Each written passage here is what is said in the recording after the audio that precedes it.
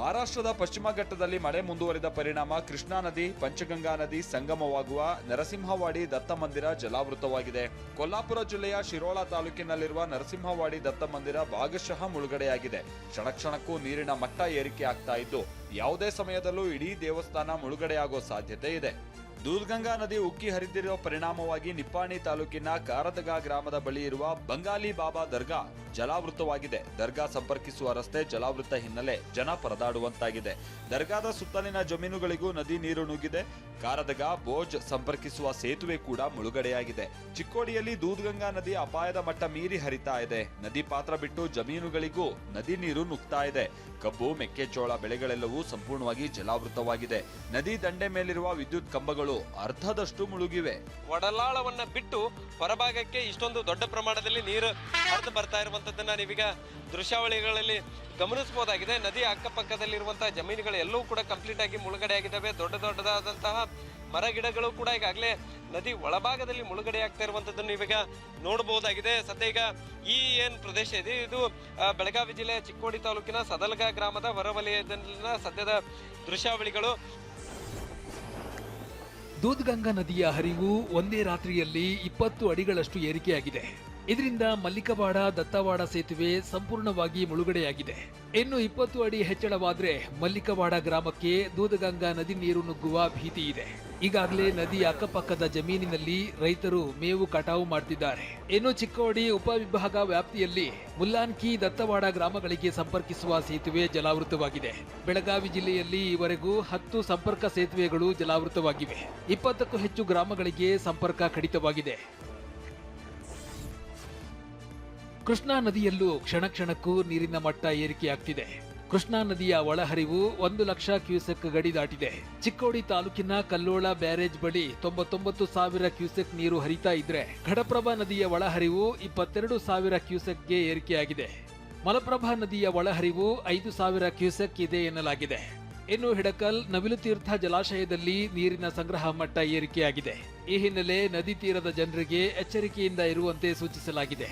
ನದಿ ಬಳಿ ಇರುವ ಜಮೀನಿನಲ್ಲಿ ರೈತರು ಬೆಳೆ ಕಟಾವು ಮಾಡ್ತಿದ್ದಾರೆ. ನದಿ ದಂಡೆ ಮೇಲಿರುವ ಮೋಟಾರ್, ಪೈಪ್, ಬ್ಯಾರಲ್ಗಳನ್ನ ತೆರವುಗೊಳಿಸಲಾಗ್ತಿದೆ. ಮಹಾರಾಷ್ಟ್ರ ಮತ್ತು ಬೆಳಗಾವಿ ಭಾಗದಲ್ಲಿ ಭಾರೀ ಮಳೆ ಹಿನ್ನೆಲೆ ಬಾಗಲಕೋಟೆ ಜಿಲ್ಲೆಯಲ್ಲಿ ಕೃಷ್ಣಾ ನದಿ ಸಮುದ್ರದಂತೆ ಹರಿಯುತ್ತಿದೆ. ಕೃಷ್ಣಾ ನದಿ ಅಬ್ಬರದಿಂದ ಹಿಪ್ಪರಗಿ ಬ್ಯಾರೇಜ್ ಒಳಹರಿವು 77,000ಕ್ಕೆ ಏರಿಕೆಯಾಗಿದೆ. 75,000 ಕ್ಯೂಸೆಕ್ನಷ್ಟು ನೀರನ್ನ ಹೊರಬಿಡಲಾಗ್ತಿದೆ. ಹಿಪ್ಪರಗಿ ಬ್ಯಾರೇಜ್ನ ಒಟ್ಟು 10 ಗೇಟ್ಗಳನ್ನು ತೆರೆದು ನೀರನ್ನ ಹೊರಬಿಡಲಾಗ್ತಿದೆ. ಭೋರ್ಗರೆದು ಹರಿಯುತ್ತಿರುವ ನದಿಯನ್ನ ಕಂಡು ರೈತರ ಮುಖದಲ್ಲಿ ಮಂದಹಾಸ ಮೂಡಿದೆ. ಇನ್ನು ಘಟಪ್ರಭಾ ನದಿಗೂ ಅಪಾರ ಪ್ರಮಾಣದ ನೀರು ಹರಿದು ಬರ್ತಿದೆ.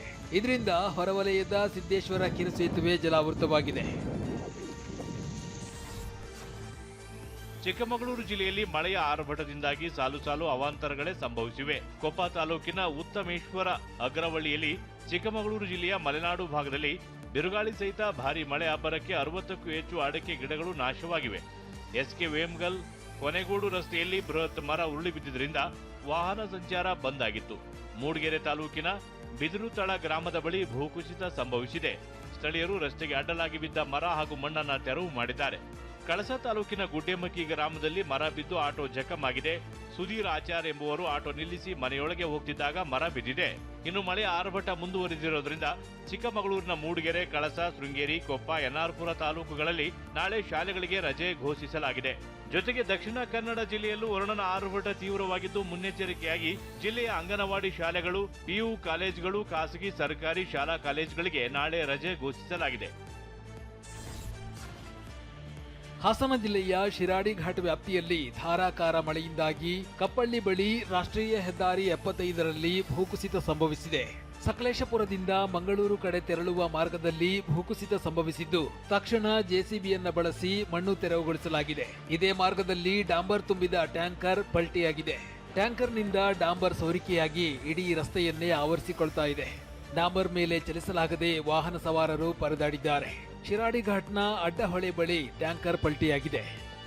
ಏನು ಶಿರಾಡಿ ಘಾಟ್ನಲ್ಲಿ ಅತಿ ಹೆಚ್ಚಿನ ಪ್ರಮಾಣದಲ್ಲಿ ಮಳೆ ಆಗ್ತಿದ್ದು ಸಾಕಷ್ಟು ಅವಘಡಗಳು ಕೂಡ ಕಾರಣ ಆಗ್ತದೆ. ನಾವೀಗ ಶಿರಾಡಿ ಘಾಟ್ನ ಕೆಂಪು ಹೊಳೆಯಿಂದ ಡೌನ್ಗೆ ಅಂದರೆ ಮಂಗಳೂರು ಕಡೆಗೆ ತೆರಳತಕ್ಕಂಥ ಮಾರ್ಗದ ಸಮೀಪ ಇದ್ವಿ. ಇಲ್ಲೊಂದು ಏನು ಟ್ಯಾಂಕರ್ ಚಾಲಕನ ನಿಯಂತ್ರಣ ತಪ್ಪಿ ರಸ್ತೆಗೆ ಉರುಳು ಬಿದ್ದಿದೆ. ಅಂದರೆ ಡಾಂಬರ್ನ ಸಾಗಾಟ ಮಾಡ್ತಕ್ಕಂಥ ಟ್ಯಾಂಕರ್ ಇದು ನೋಡ್ತಾ ಇದ್ದೀವಿ. ಫುಲ್ ಆಗಿದ್ದಂಥ ಟ್ಯಾಂಕರ್ ಬಿದ್ದಿದೆ. ಆ ಬಿದ್ದಂಥ ರಭಸಕ್ಕೆ ಆ ಟ್ಯಾಂಕರ್ನ ವಾಲ್ವ್ ಏನು ಡಾಂಬರ್ನ ವಾಲ್ವ್ ಓಪನ್ ಆಗಿದೆ, ರಸ್ತೆಗೆ ಡಾಂಬರ್ ಹರಿದು ಬರ್ತಾ ಇದೆ. ಇನ್ನೂ ಕೂಡ ಇದನ್ನು ತಡಿಲಿಕ್ಕೆ ಬೇಕಾಗಿ ಏನು ಕ್ರಮ ಆಗಲಿಲ್ಲ. ನಾವು ನೋಡ್ತಾ ಇದ್ದೀವಿ ಯಾವ ರೀತಿಯಾಗಿ ಡಾಂಬರ್ ಸ್ವಲ್ಪವೇ ಇಡೀ ರಸ್ತೆಗೆ ಆವರಿಸ್ಕೊಳ್ತಾ ಇದೆ. ಇದು ಕಂಪ್ಲೀಟ್ ರಸ್ತೆಯನ್ನು ಆವರಿಸ್ಕೊಂಡ್ರೆ ವಾಹನ ಸಂಚಾರಕ್ಕೆ ಕೂಡ ಸಮಸ್ಯೆ ಆಗ್ತಕ್ಕಂಥ ಪರಿಸ್ಥಿತಿ ನಿರ್ಮಾಣ ಆಗುತ್ತೆ. ಶಿವಮೊಗ್ಗದಲ್ಲೂ ವರುಣನ ಅಬ್ಬರ ಜೋರಾಗಿದೆ. ತಡರಾತ್ರಿ ಸುರಿದ ಭಾರೀ ಮಳೆಗೆ ನ್ಯೂ ಮಂಡ್ಲಿಯಲ್ಲಿ ತಂಗವೇಲು ಎಂಬುವರ ಮನೆಗೋಡೆ ಕುಸಿದು ಬಿದ್ದಿದೆ. ಮತ್ತೊಂದೆಡೆ ಸಾಗರದ ಎನ್ಎಸ್ ನಗರದಲ್ಲಿ ಆಟೋ ಚಾಲಕ ಮಂಜುನಾಥ ಎಂಬುವರ ಮನೆಯ ಛಾವಣಿ ಕುಸಿದಿದೆ. ಅದೃಷ್ಟವಶಾತ್ ಎರಡೂ ಕುಟುಂಬ ಪ್ರಾಣಾಪಾಯದಿಂದ ಪಾರಾಗಿದ್ದು ಮನೆ ಕಳೆದುಕೊಂಡು ಕಣ್ಣೀರಿಟ್ಟಿದ್ದಾರೆ. ಭಾರೀ ಮಳೆಗೆ ತುಂಗಾ ಡ್ಯಾಂ ಸಂಪೂರ್ಣ ಭರ್ತಿಯಾಗಿದ್ದು ಇದೇ ಮೊದಲ ಬಾರಿಗೆ ಎಲ್ಲ 22 ಗೇಟ್ ಅನ್ನ ಓಪನ್ ಮಾಡಲಾಗಿದೆ.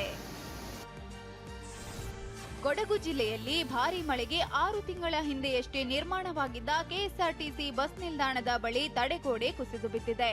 35 ಲಕ್ಷ ವೆಚ್ಚದಲ್ಲಿ ನಿರ್ಮಾಣವಾಗಿದ್ದ ತಡೆಗೋಡೆ ಕುಸಿದಿದ್ದು ಸ್ಥಳಕ್ಕೆ ಶಾಸಕ ಮಂಥರ್ಗೌಡ ಭೇಟಿ ಕೊಟ್ಟು ಪರಿಶೀಲನೆ ನಡೆಸಿದ್ದಾರೆ. ಕರ್ನಾಟಕದ ಚಿರಾಪುಂಜಿ ಆಗುಂಬೆಗೆ ಪ್ರವಾಸಿಗರ ದಂಡು ಹರಿದು ಬರುತ್ತಿದೆ. ರೀಲ್ಸ್ನಲ್ಲಿ ಫೋಟೋ ವಿಡಿಯೋ ನೋಡಿದ ಪ್ರವಾಸಿಗರು ಮಾನ್ಸೂನ್ ರೈಡ್ ನೆಪದಲ್ಲಿ ಆಗುಂಬೆಗೆ ಭೇಟಿ ನೀಡುತ್ತಿದ್ದಾರೆ. ಮಂಜು ಮುಸುಕಿದ ಈ ವಾತಾವರಣ ಎಷ್ಟು ಮನಮೋಹಕವೋ ಅಷ್ಟೇ ಅಪಾಯಕಾರಿಯಾಗಿದ್ದು ಯಾವುದೇ ಮೋಜು ಮಸ್ತಿಗೆ ಕೈ ಹಾಕದೆ ಮುನ್ನೆಚ್ಚರಿಕೆ ಕ್ರಮಗಳನ್ನು ಚಾಚು ತಪ್ಪದೆ ಪಾಲಿಸುವಂತೆ ಅರಣ್ಯ ಇಲಾಖೆ ಸೂಚನೆ ನೀಡಿದೆ. ಮಲೆನಾಡಿನ ಭಾಗದಲ್ಲಿ ಸುರಿಯುತ್ತಿರುವ ಧಾರಾಕಾರ ಮಳೆಗೆ ವಿಶ್ವವಿಖ್ಯಾತ ಜೋಗ ಜಲಪಾತ ಭೋರ್ಗರೆದು ಧುಮ್ಮಿಕ್ಕುತ್ತಿದೆ. ಪ್ರವಾಹೋಪಾದಿಯಲ್ಲಿ ಧುಮ್ಮಿಕ್ಕುತ್ತಿರುವ ಜಲಪಾತದ ವೀಕ್ಷಣೆಗೆ ಪದೇ ಪದೇ ದಟ್ಟ ಇಬ್ಬನಿ ಆವರಿಸಿ ಅಡ್ಡಿಪಡಿಸುತ್ತಿದ್ರೂ ಕೂಡ ಪ್ರವಾಸಿಗರು ಮಳೆಯ ನಡುವೆಯೇ ಈ ರುದ್ರರಮಣೀಯ ದೃಶ್ಯವನ್ನ ಕಣ್ತುಂಬಿಕೊಂಡು ಎಂಜಾಯ್ ಮಾಡ್ತಿದ್ದಾರೆ.